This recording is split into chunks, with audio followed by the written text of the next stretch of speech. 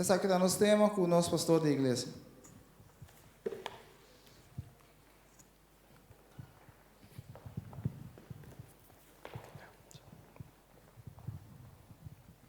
Broers en zusters, nogmaals goedemorgen. Gezegende Sabbat.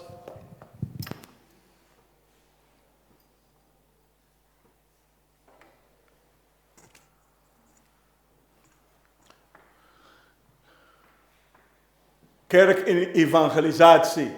Is dat een gunst? Of is dat een plicht? Hoe moeten we dat zien? Zullen we eerbiedig zijn om te bidden?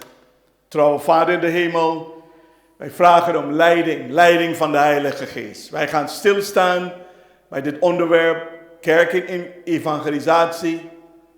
Is dat een gunst of een plicht? Helpt ons ook om deze onderwerp goed te begrijpen. We bidden, o Vader, voor de uitstorting van de Geest. Laat de Geest van u in ons midden komen, in ons hart komen. En mogen wij kracht uitputten uit uw woord, in Jezus' naam. Amen. Er is nauwelijks een onderwerp dat meer centraal staat in Gods kerk dan evangelisatie. Waarom is de kerk gesticht? Waarvoor heeft God ons geroepen? Het is precies de reden waarom Christus de kerk stichtte. Niet alleen de Nieuwe Testamentische kerk, maar ook de kerk in de woestijn. Soms zijn we niet bewust van het feit dat wij moeten ons geloof met andere mensen delen. Weet u dat dat belangrijk is? Dat u uw geloof deelt met anderen. Dat u de goed nieuws, de evangelie deelt met anderen. Vandaag, wat merken we bij de kerk, is dat mensen komen en gaan. Iemand komt op Sabbat. Ze gaan zingen, bidden, ze voelen zich goed en dan gaat ze weer naar huis. Komen ze weer Sabbat, zingen, bidden, gaat ze weer naar huis. Is dat wat de kerk is?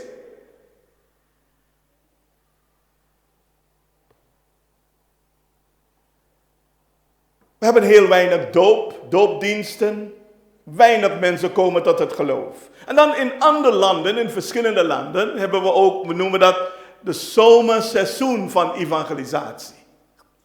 En dan komen alle leden, we zetten een heel groot tent, we zijn dat gewend op Curaçao. Ja, heel groot evangelisatietent. En komen heel veel mensen, we nodigen alle buren uit. En ze komen daar in de tent. We hebben een mooie evangelisatiecampagne. We nodigen een krachtige preker uit om te preken voor 6 weken of soms minder.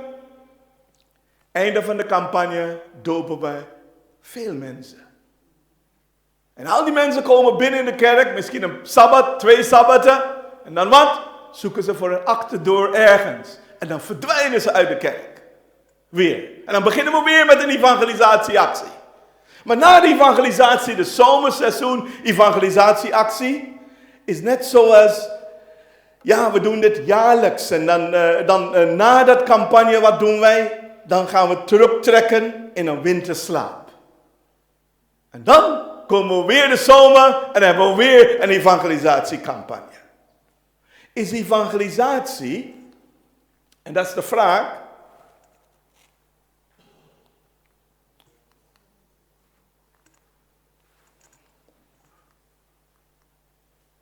is evangelisatie slechts een seizoenactiviteit of is het leven van de kerk zowel zakelijk als persoonlijk? Als u geraakt bent door Christus, uw leven is vol van Christus, dan wat gebeurt natuurlijk is dat wat u gaat uw geloof automatisch wat delen, of niet? Of heb ik het mis? Als u vol van Christus bent. Jezus heeft je leven zo geraakt. Ja? Het is automatisch dat u uw geloof gaat delen met anderen. Laten we kijken naar de missie van Jezus. Wat was Jezus Christus' missie? Wat was Christus' missie? Om te zoeken en te redden wat verloren was. Dat zegt Jezus zelf. Ten tweede, wat zei hij ook? Hij is gekomen, zijn missie is om zondaars tot bekering te roepen.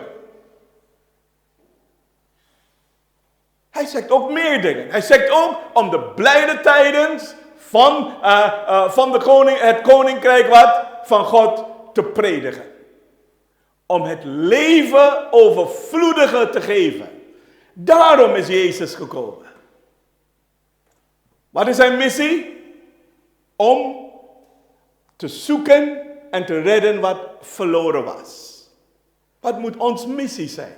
Uw missie, mijn missie.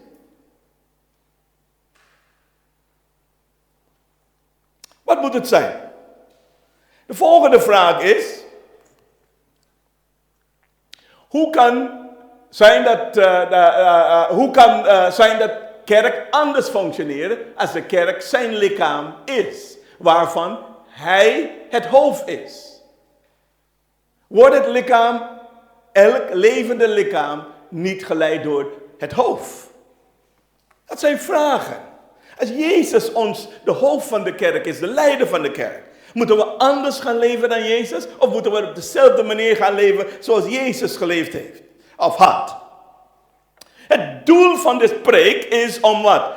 Om kort de rol van evangelisatie in de zevende dag Adventisten te benadrukken. En wat willen wij doen is de eerste punt. Is dat een verplichting? Ja? Om te evangeliseren is een verplichting en geen optie. Wat bedoelen we met dat? Toespraken merken we op sterfbed. Op de laatste woorden zijn vaak urgent en puntig. Heel vaak komt u bij iemand op het ziekenhuis en de persoon ligt op sterven. En dan wil de persoon iets kwijt voordat ze doodgaan. En de sterfbed toespraken op sterfbed of laatste woorden zijn vaak urgent. En dit is het geval met de laatste woorden van Christus, voorafgaan zijn hemelsvaart. Wij noemen het, zijn beroemde laatste woorden staan bekend als de grote evangelie of de grote gemissie, de grote opdracht. Laten we kijken waar dat staat, oké? In Matthäus hoofdstuk 28, Matthäus 28, en dan kijken we naar vers 18 tot en met 20. En ik citeer uit de basisvertaling. Zo BB-vertaling. Misschien komt het niet een beetje helemaal overeen met wat u hebt, maar in feite is hetzelfde. Oké, laten we kijken. Jezus kwam naar hen toe en zei: ik heb wat? Ik heb alle macht in de hemel en op de aarde gekregen. Ga nu op pad en maak alle volken tot mijn leerlingen van mij. En doop hen in de naam van wat? De Vader, de Zoon en de Heilige Geest. En leert hen om alles te doen wat ik ook aan jullie heb geleerd. En ik ben alle dagen met jullie, totdat de tijd van de wereld om is. De opdracht is duidelijk. Wat zei hij? Ga. Niet zitten. Niet blijf stilstaan. Ga en wat doen we? En wat? Vertelt en preekt de evangelie. Deel de evangelie met anderen. Deelt het goed nieuws met andere mensen. Men kan net zo, heel veel mensen kunnen dit allemaal citeren uit hun hoofd. Maar de vraag is, passen we dat wel toe in ons leven, in uw leven, in mijn leven? Het uitvoering van deze opdracht is duidelijk, of laat me even anders zeggen, het niet uitvoeren van deze opdracht is duidelijk ongehoorzaamheid. Want dat is een gebod van God. Ongehoorzaamheid en een van de gebod van God. Net zoals overspel een overtreding is van de zevende gebod. De discipelen van Christus moeten begrijpen dat het opdracht om te evangeliseren geen optie is, maar een verplichting. op het leven of dood. Behalve Christus had Paulus waarschijnlijk wat de duidelijkste kijk op de urgente aard van de evangelie. Laten we kijken wat Paulus zegt. 1 Korinthe 9, 16 en 17. Ik breng het goed nieuws wel, maar dat is helemaal niets om over op te scheppen. Wat zei hij? Ik moet dat namelijk doen. Het zou niet best voor mij zijn als ik wat? Het goed nieuws niet vertelde. Vers 17. Kijk, vers 17.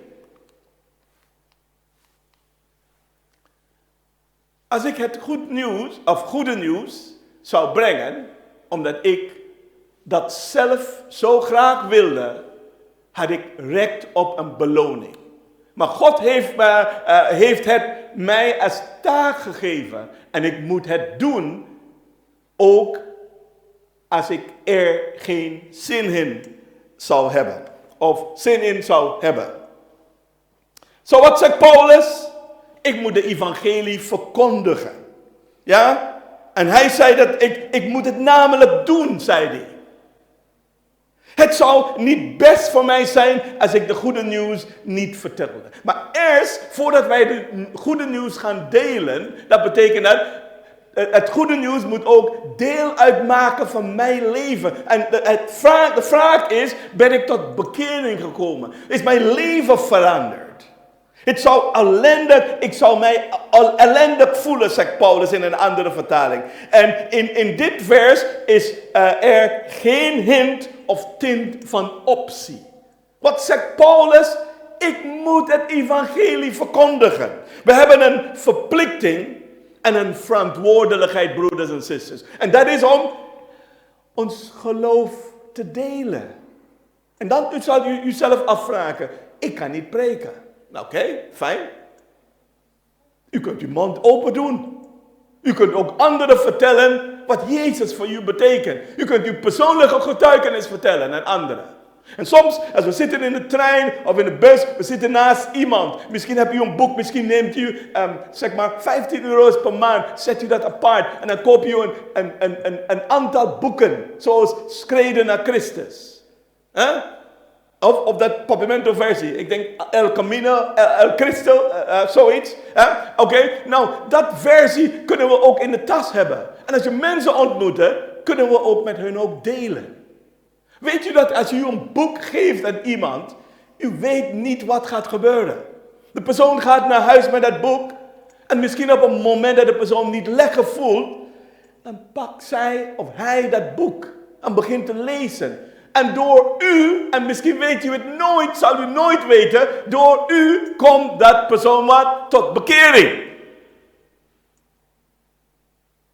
Paulus zegt, ik heb geen keuze. Ja, ik moet de evangelie prediken. Dat is een verplichting. Kijk wat Jeremia zegt. Jeremia hoofdstuk 20 en vers 9. Daarom zou ik het liefst niet meer aan u willen denken. Ik wil eigenlijk niet meer namens u spreken. Zegt Jeremia duidelijk. Kijk, en wat zei hij ook verder? Maar elke keer branden uw woorden in mij alsof wat? Een vuur in mijn binnenste zit.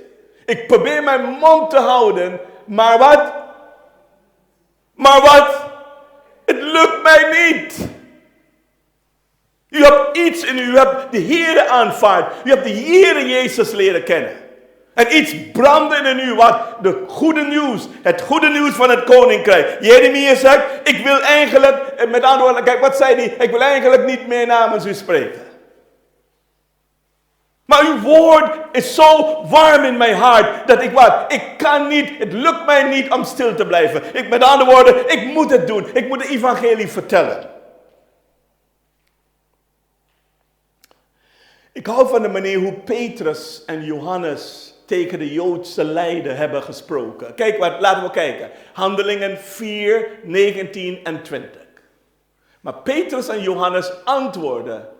En dat ze antwoorden de Joodse leiders. Beslis zelf of het juist of tegenover God om aan u meer gehoorzaam te zijn dan aan God. Met andere woorden, wij gaan niet meer u gehoorzamen dan God. God komt boven u. Wij gaan God kiezen om God te gehoorzamen, zegt Petrus en Johannes. En kijk wat ze zeggen verder. Wij kunnen niet stoppen om met de mensen te vertellen wat we hebben gezien en wat we hebben gehoord.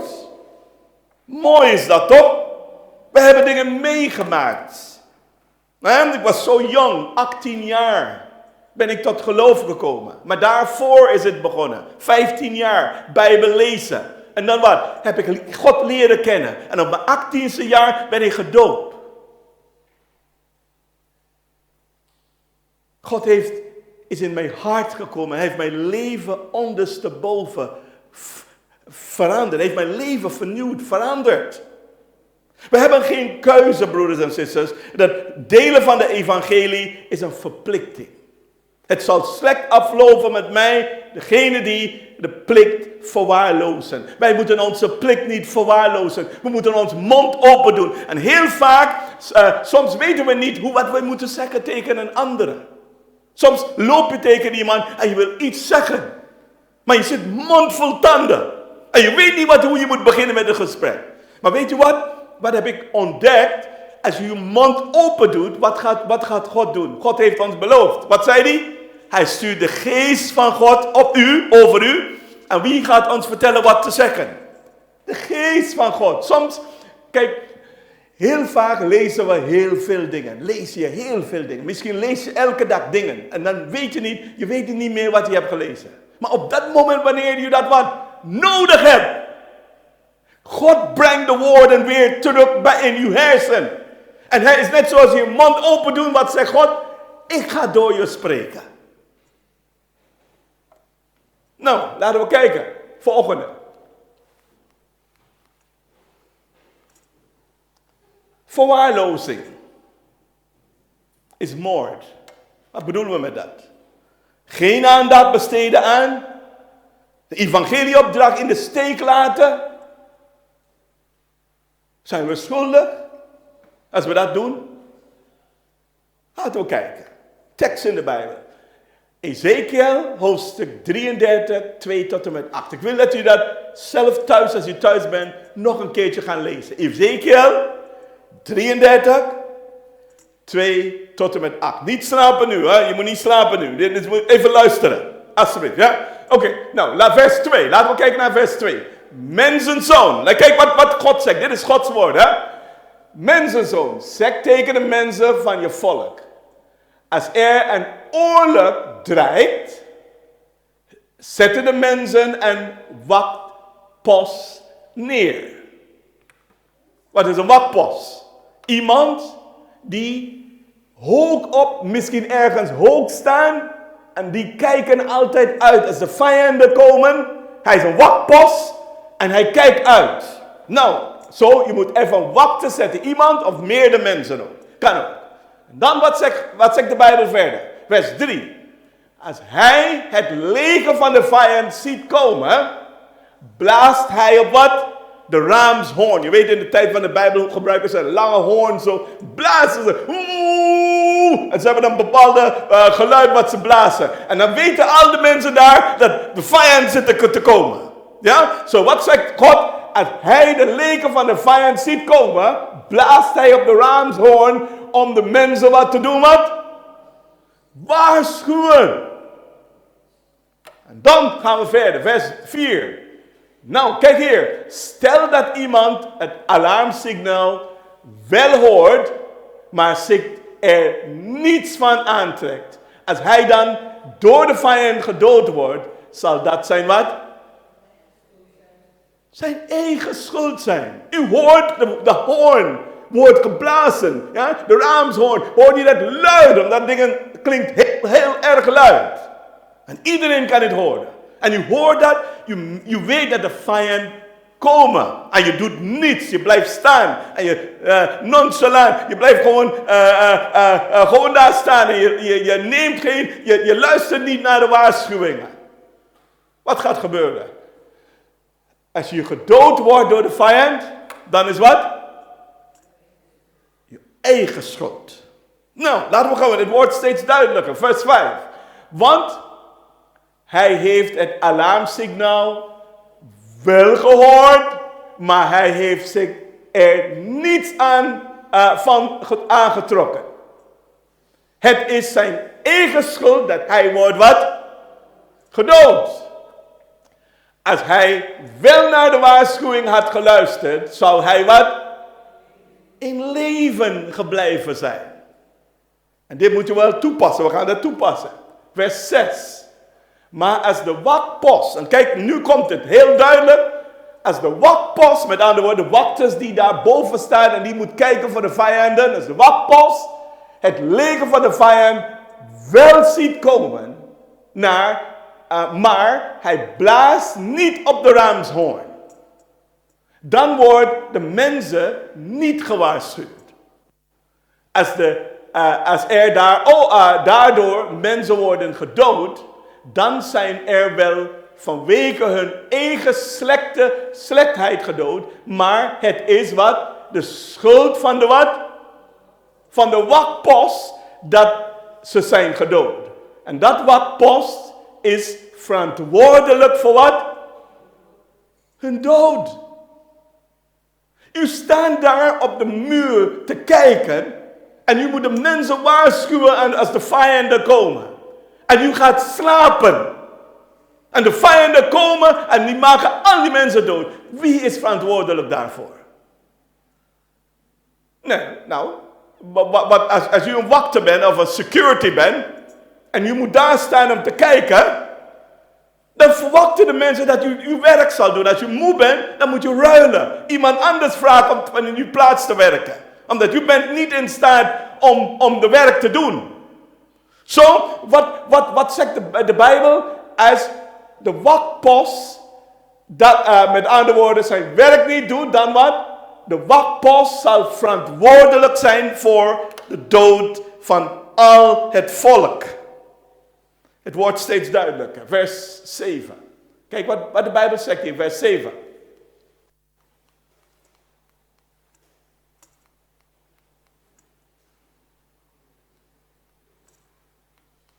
Vers 7. Mensenzoon.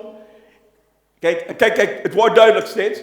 Mensenzoon, jij bent de wachtpost die voor het volk Israël hebt neergezet.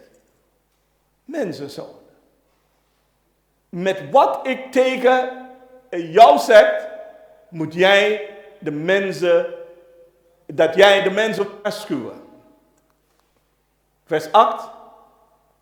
En als ik tegen slechte mensen zeg, jullie zijn slecht, en daarom ik zal jullie doden, dan moet jij hen waarschuwen dat zij in gevaar zijn.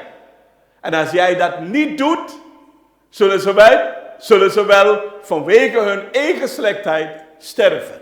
Maar kijk wat de Bijbel zegt verder. Maar het zou jouw schuld zijn dat ze zijn gedood. En ik zal wat?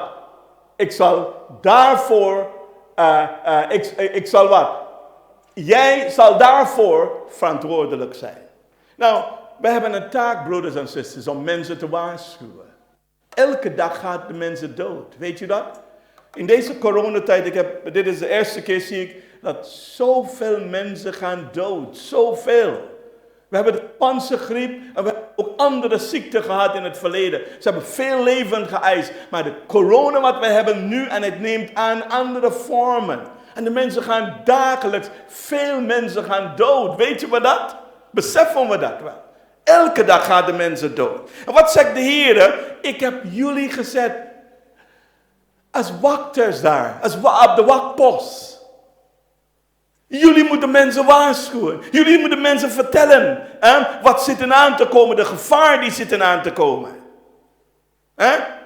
Wat bedoelt hij met hetzelfde uitdrukking? Met andere woorden, de Heer zegt, ik heb jullie gezet. Jullie moeten je werk gaan doen. Jullie moeten ook de mensen gaan waarschuwen. Wij moeten mensen gaan waarschuwen. We moeten mensen vertellen dat gevaarlijke dingen zitten aan te komen in de toekomst. En we moeten de mensen ook waarschuwen. De vraag is, zijn we dat wel aan het doen? Neemt u de tijd, neem ik de tijd om tot mensen te spreken. Uw buren, U zegt, goedendag mevrouw. Goedendag meneer. Is dat het? Deelt u iets over uw geloof met hun ook? Geef ze hun een boek. Of een van uw sabbatschoolboek wat u hebt al gebruikt. Deelt u iets met de mens? Wat bedoelt God met, maar ik zal zijn bloed op de handen van de wachters eisen? U bent op de muur, u bent op de hoogtepunt om de vijand te zien komen. En wat doet u en mij? Wij blazen niet op de ramshoorn. We vertellen mensen niet dat Christus komt terug. Wat bedoelt hij met dezelfde uitdrukking? Ja, laten we kijken naar een tekst in de Bijbel. Kijk hier, Genesis 9 en vers 5. Luister goed. Ik eis het leven van ieder die iemand doodt. Zo God zegt, ik eis het leven. Als je iemand doodt, eigenlijk moet je ook gedood worden. Hij moet met zijn eigen leven betalen. Dieren die een mens doden, moet met hun eigen leven betalen. En de mensen die een mens doden, moeten met hun eigen leven betalen. In feite, in de tijd van de Israëlieten, als je iemand gedood hebt, dan moet je ook gedood worden. Dan moet je niet leven, omdat u hebt iemand anders zijn leven beroofd. En eigenlijk moet je eigenlijk niet leven, zegt de Heere hier. Een dier komt, een hond komt en hij maakt, ik loop met iemand en hij maakt die andere persoon dood of hij maakt mij dood. Moet dat dieren in leven blijven? Dat is toch oneerlijk? De man let niet op zijn hond en de hond komt en de hond maakt mij dood. Wat moet gebeuren met dat hond? Als je niet oppast, dan gaat hij weer andere mensen doden. En dezelfde telt ook voor iemand die komt in en uit de gevangenis. Hij maakt mensen dood. En wat doet hij? Dan komt hij uit de gevangenis, maakt hij weer mensen dood. En gaat hij weer in de gevangenis. Wat doet hij met zulke mensen? Wat zeg ik met dit? Niet dat ik eens ben met de doodstraf. Nee, helemaal niet. Maar zulke mensen moeten opgesloten worden. Hard werken totdat ze doodgaan. Omdat als je zet ze op straat, dan zijn ze gevaarlijk voor de maatschappij. Maar wat probeer ik te zeggen? Degene die het leven nemen, moet met hun eigen leven betalen. Kijk wat Ellen White zegt in dat boek, en dat is het boek Bijbelcommentaar. Het Bijbelcommentaar 1091. Kijk naar dit citaat. Bijbelcommentaar. En laten we lezen. Hoe zorgvuldig beschermt God de rechten van de mens? Hij heeft de straf verbonden aan opzettelijk moord. Wie het bloed van een mens vergieten, door de mens zal zijn bloed vergoten worden. Als een moordenaar ongestraft zou blijven, zou hij door zijn slechte invloed en geweld anderen ondermijnen. En dit zou resulteren in een toestand van vergelijkbaar is met die voor de zondvloed. God moet moordenaars straffen. Hij geeft leven en hij zal leven nemen. En als een leven een verschrikking en een bedreiging wordt. Met andere woorden, als u hebt iemand in de maatschappij die mensen blijven vermoorden, dan moet je zo iemand niet op straat zetten. Hij is een gevaar voor de mens. Nou, dit is een heel sterke zin. Nu ga ik een heel sterk zin zetten hier. Een weigering om de evangelie te prediken, of de evangelie,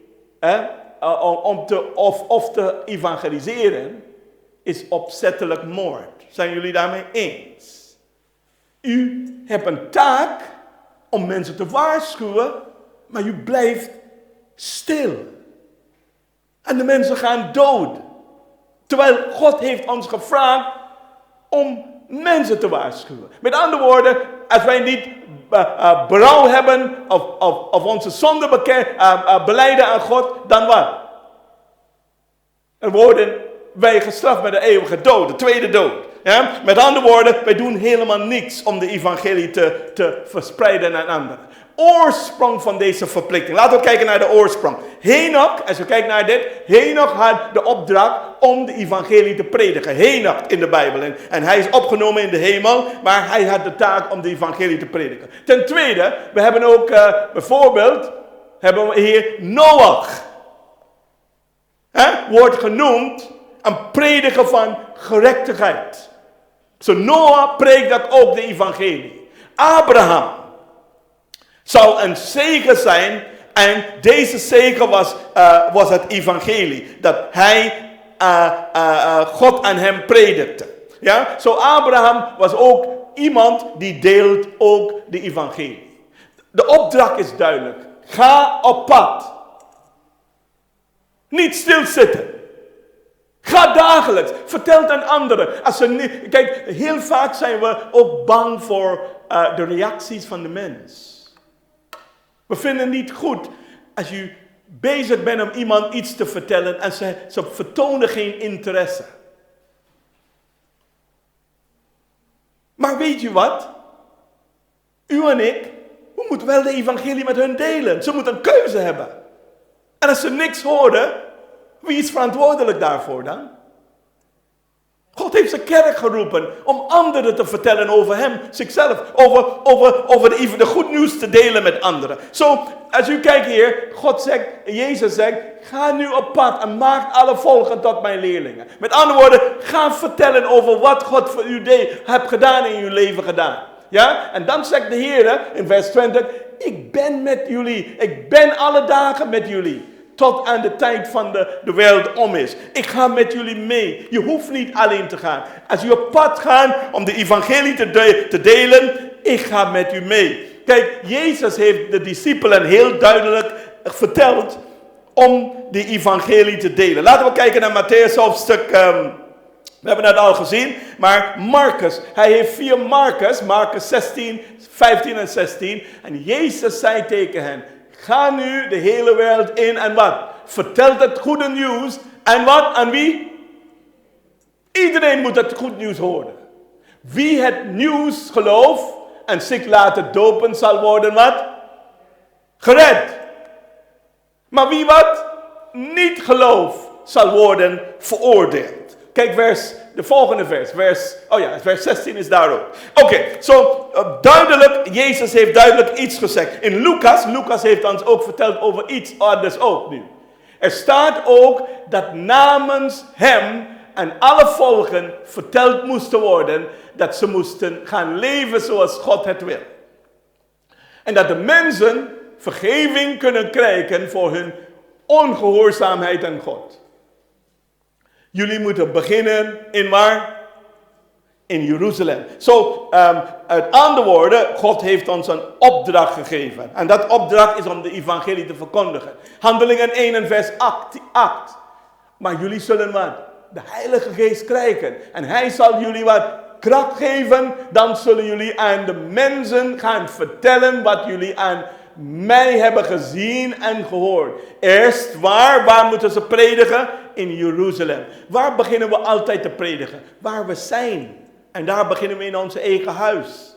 We delen het geloof met onze familie. We hebben heel veel familievrienden. En wat kunnen we doen? Tegenwoordig hebben we verschillende manieren om de evangelie te delen. Twitter. Instagram. WhatsApp. E-mails. Je kan ook tegenwoordig in WhatsApp drukken je handen op de microfoon. En dan spreek je ook een bericht in. En niet alleen dat, je kunt ook zien als de mensen hebben dit gelezen. Interessant. Allerlei manieren hebben we om de evangelie te delen tegenwoordig. Laten we gebruik maken van al deze manieren. God heeft de wegen geopend voor ons. Je hoeft niet één manier, maar verschillende. Koop boeken, kleine boeken. En dan wat? Neem ze mee in je tas. Als u mensen tegenkomt, geef ze de gelegenheid ook om te kiezen voor Jezus. Jullie zullen wat? De evangelie eerst in Jeruzalem verkondigen. Dan in heel Judea. En dan wat? Samaria. En daarna de hele wereld. De accent wordt gelegd op de hele wereld. Iedereen moet het evangelie horen. Volgende, wat en waar. We hebben een boodschap. En we hebben een rijkswijde van de verkondiging ervan. Ja? Zo, wat is de boodschap? Hebben we. En dan hebben we ook, en de boodschap is het evangelie of het goede nieuws. En de rijkswijde of het domein is de wereld. De hele wereld moeten we de evangelie verkondigen. Er is een boodschap die God aan Christus gaf. En die Christus aan zijn discipelen gaf. En om aan de hele wereld te worden gepredikt. Het uitvoering van deze opdracht wordt evangelisatie genoemd. En is het duidelijkste bevel van Christus. Christus heeft ons gevraagd om te delen. Ons geloof te delen.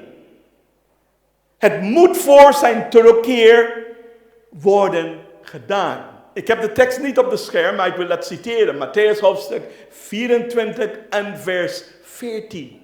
Laten we kijken. Kijken we naar Matthäus 24 en vers 14. Wat zegt de Bijbel daar? Jezus heeft nadrukkelijk iets daar gezegd. Matteo, 24 en 6.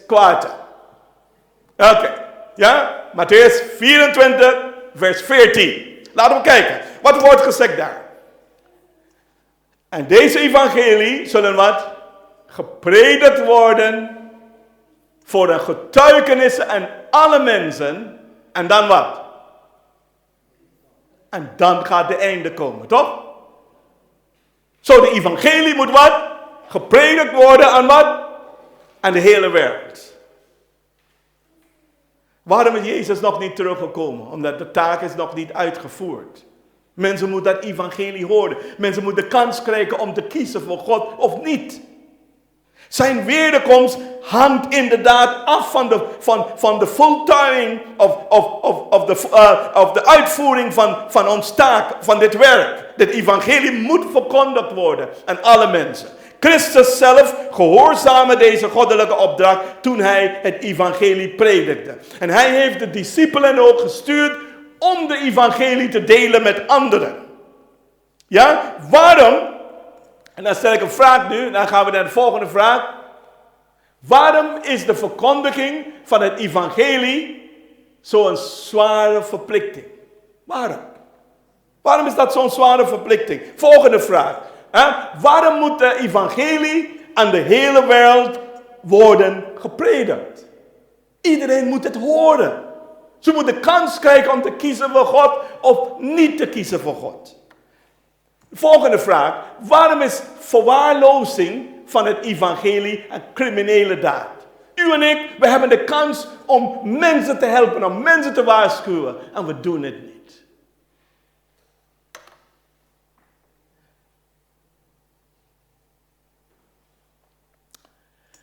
Omdat, even de volgende dia's, omdat het evangelie het levensreddende goede nieuws is. Dat deze verloren wereld dringend nodig heeft.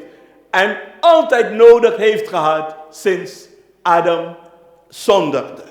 Zo dit nieuws, dit goed nieuws moet verteld worden. Ik sluit af met een laatste punt. En dit is mijn laatste punt. Zevende dag Adventisten toen en nu. Wat bedoelen we met dat? Als je kijkt naar Adam was de eerste zevende dag Adventiste. Wat bedoelen we met dat? Adam onderhoudt Gods geboden en hij kijkt uit naar de komst van de Messias. Ook. En dan hebben we het over, God riep Abraham om een zegen te zijn. Heeft hij jou geroepen ook om een zegen te zijn. Hij moet een zegen zijn voor zijn familie, de Joodse natie. Hij moet ook een zegen zijn van alle mensen. De Israëlieten moet ook een zegen zijn voor alle de heidenen. De apostolische kerk zal ook een zegen zijn voor al de mensen om hun heen. Het evangelie moet aan de wereld worden gepredikt, maar het wordt eerst aan een kleine groep gegeven of toevertrouwd. Weet u dat toen ik kwam in de Adventkerk, ik was geen zevende dag Adventist, ik ben niet opgegroeid als zevende dag. Mijn moeder was geen Adventist, mijn moeder was van de Anglikaanse kerk. beetje afstemmeling van de katholieke kerk. Maar ze gingen nooit naar de kerk. Alleen op hoogtijdagen, zeggen we altijd, Pinksteren of een keertje tijdens de kerst gaat mijn moeder. En soms gaat ze niet. Dus ik ben opgegroeid met gebed, we bidden, maar geen diepte. Geen diepte ervaar ik in mijn leven. Maar goed, maar wat heb ik gemerkt, is dat in de Adventkerk, toen ik, voordat ik zevende dag Adventiste werd, dan wat deed ik? Ik begon de Bijbel intensief te studeren. En ik heb zoveel dingen ontdekt van de Bijbel. Waarom ontdek ik zoveel? Omdat ik heb heel veel tijd ingestopt. Soms op één Sabbat, van vrijdagavond tot zaterdagavond, lees ik 21 hoofdstuk. In één Sabbat. En ik feestte daarop. Dus ik heb heel veel geleerd. En dan toen ging ik op zoek naar een kerk die de Bijbel leert. Zo, alle kerken waar ik merk dat die komen niet in overeen met wat de Bijbel leert, zet ik een kruisje daar. Ik kwam bij de Pinkstergemeente, omdat ik zie dat ze vurig waren. Vergelijken met de Bijbel. En dan merk ik dat, bepaalde dingen kloppen niet. Dat tongentalen, en de Sabbat verwaarlozen over een heel vreemde leer over de dood, de status van de dood. En ik zeg, nee, dat klopt niet. Zo, ik kom bij de Adventkerk. En de Adventkerk merk ik, wat heb ik ontdekt? Alles wat ik heb geleerd uit mijn Bijbel, niemand heeft mij Bijbelstudie gegeven. De geest van God heeft mij Bijbelstudie gegeven. En wat ontdek ik? Ik kwam in de Sabbatschool, we praten, alles wat ik heb geleerd, ik toets dat uit met andere mensen. We praten altijd tijdens de Sabbatschool, ik kom op tijd en we praten. En dan wat ontdek ik? Dezelfde wat ik heb geleerd uit de Bijbel onder de leiding van de geest, is hetzelfde heb ik ontdekt in de Adventkerk.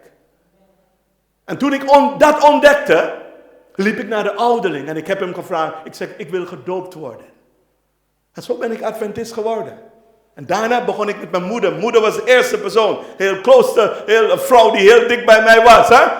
Ik begon haar te vertellen over de evangelie. Mijn vader, die wil het niet. Op dat moment wou hij dat niet. Hij loopt achter vrouwen. Hij wil dat niet. En mijn moeder heeft de boodschap aanvaard. Dat was de eerste ziel. Die komt tot geloof. Later is mijn vader, toen hij oud was en hij kon niks meer, dan heeft hij zijn leven gegeven aan Christus. Met mijn andere familieleden ben ik nog bezig. Maar wat wil ik zeggen is dat wat ik heb ontdekt in de Adventkerk, is de waarheid zit daarin. En ik vertel je waarom. Zo God heeft de waarheid toevertrouwd aan een kleine groep. We herhalen en breiden uit. Het evangelie is altijd toevertrouwd aan een kleine groep. Maar met het doel het aan de hele wereld te verkondigen. Zo, de Adventkerk heeft een mooie boodschap. Als u kijkt naar al de boeken. Op dit moment ben ik De Grote Strijd aan het lezen. Dat is een fantastische boek, hè? De Grote Strijd. Je leert zoveel van dat boek. En je ziet hoe standvastig de mensen waren in het geloof.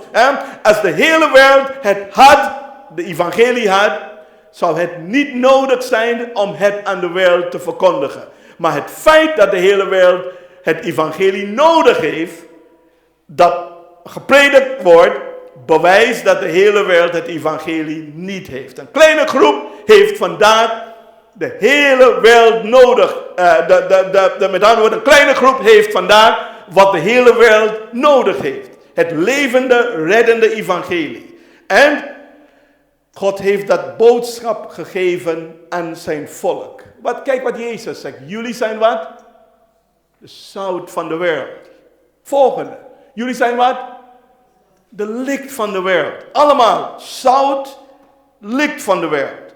Hij zei dat niet tegen de menigte, maar tegen zijn discipelen heeft hij gesproken. Jezus onderwijst zijn discipelen. En hij zei, gij zult wat? Jullie zal wat? Even de volgende tekst. Jullie zullen wat? Gij zult getuigen zijn getuigen van mij zijn.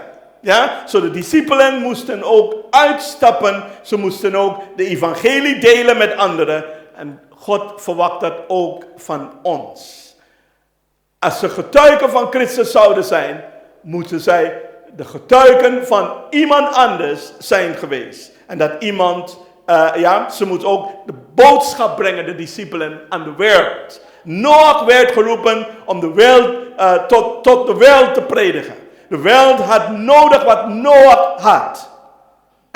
En de wereld heeft ook nodig wat God heeft toevertrouwd aan zijn kerk. Ik wil eindigen, ik kom tot een eind, testimony van de getuigenis van Ellen White, van de boek Testimony, 455, alinea 2. Kijk wat wordt gezegd hier. God heeft in deze tijd zijn kerk, zoals hij het Oud-Israël noemde, geroepen om als een licht op aarde te staan. Door het machtige hakmes van waarheid, de boodschap van de eerste, de tweede en de derde engel, heeft hij hen gescheiden van de kerken en van de wereld om hen in de heilige nabijheid tot zichzelf te brengen. Zo God heeft aan de kerk een bijzondere boodschap gegeven. De ZDA-kerk staat vandaag in precies dezelfde positie als Abraham stond ten opzichte van de heidenen. Zoals Israël stond ten opzichte van de omringende heidense natie. En zoals de Joden stond ten opzichte van de heidenen. En dit is een ontzagwekkende eer met zware verantwoordelijkheden. God heeft ons een bijzondere boodschap gegeven. En wij moeten het doorgeven. Kijk, als je kijkt naar de verschillende kerken. Wij hebben zo'n rijke gezondheidsboodschap. En als wij dat volgen, zullen we kerngezond blijven. En ik meen het. We hebben een mooie boodschap, een reddende boodschap. En dat is wat de Heer heeft ons gevraagd om te delen. Geen enkele leeftijd heeft zoveel licht gekregen als de ZDA-kerk, als Zevende Dag Adventisten. Kijk, een andere citaat. Komt tot het einde. Andere citaat. Zevende Dag Adventisten zijn door God gekozen. Kijk, en dit is van de Last Day Events. Ja, dat boodschap voor de laatste dagen. Kijk wat wordt gezegd hier. Zevende Dag Adventisten zijn door God gekozen als een bijzondere volk. Afgescheiden van de wereld. Door het grote hakmes van de waarheid heeft hij ze uit de stenen groeven van de wereld gesneden en met zichzelf in verbinding gebracht. Hij heeft hen tot zijn vertegenwoordigers gemaakt en heeft hen geroepen om ambassadeurs voor hem te zijn in de laatste verlossingswerk. De grootste rijkdom aan de wereld die ooit aan stervelingen is toevertrouwd. De meest plechtige en angstaanjagende waarschuwing die ooit door God en de mens zijn gestuurd, zijn aan hen toevertrouwd om aan de wereld te geven. Zo, we hebben een bijzondere boodschap. En wat verwacht God van ons? Dat wij deze boodschap, broeders en zusters, hoorden jullie mij wel?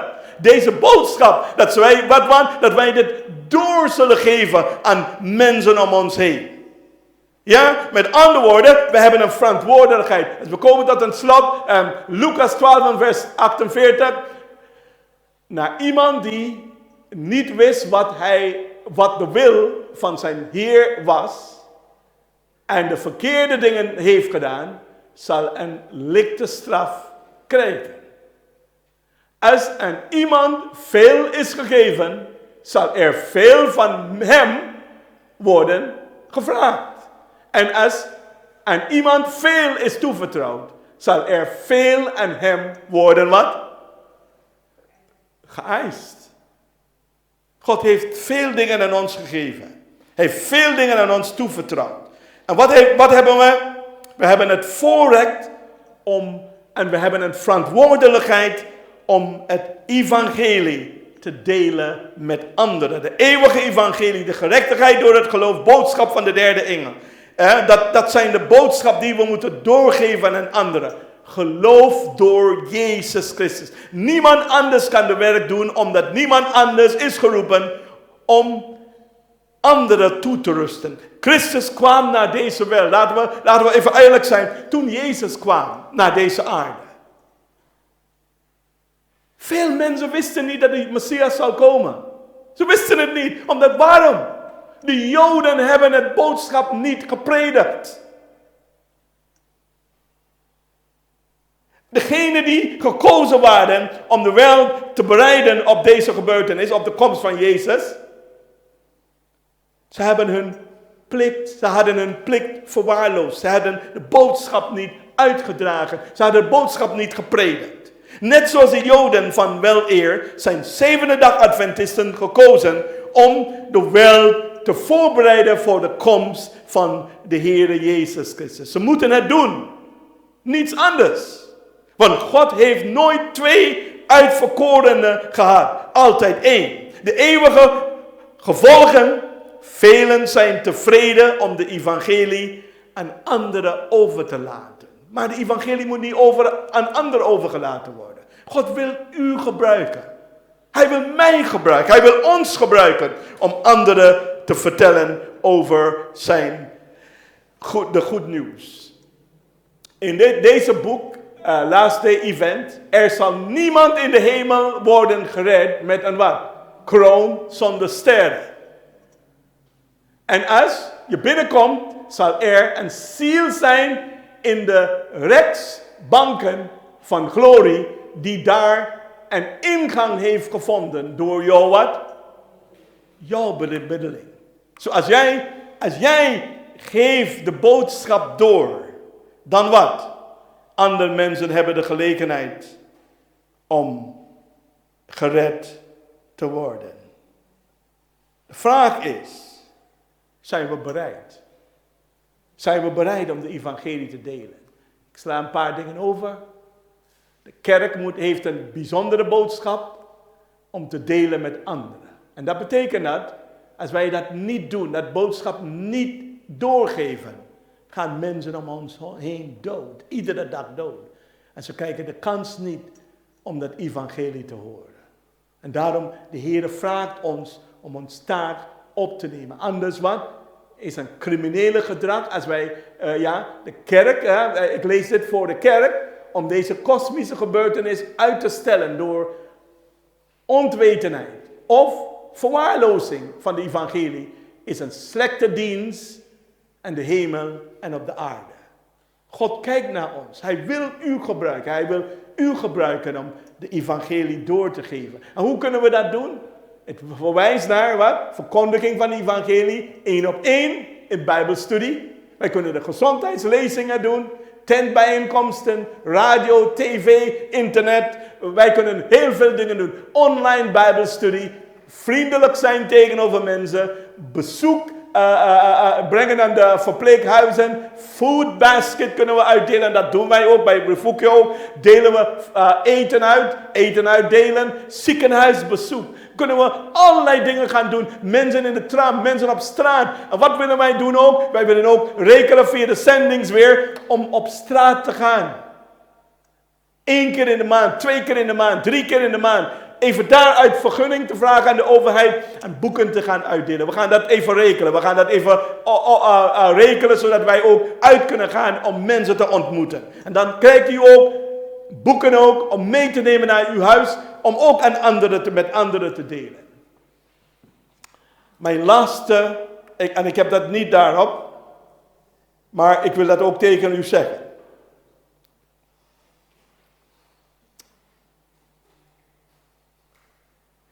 En luister naar dit zin.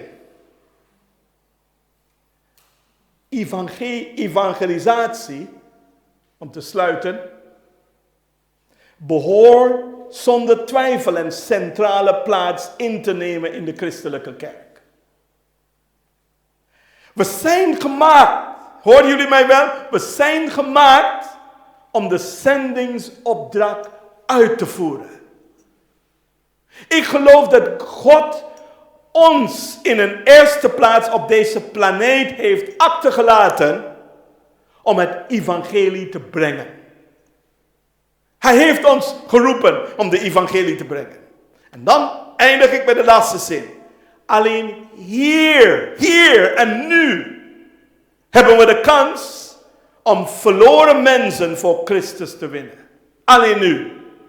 Omdat straks als u dood bent, ik dood ben, kunnen we niks meer doen.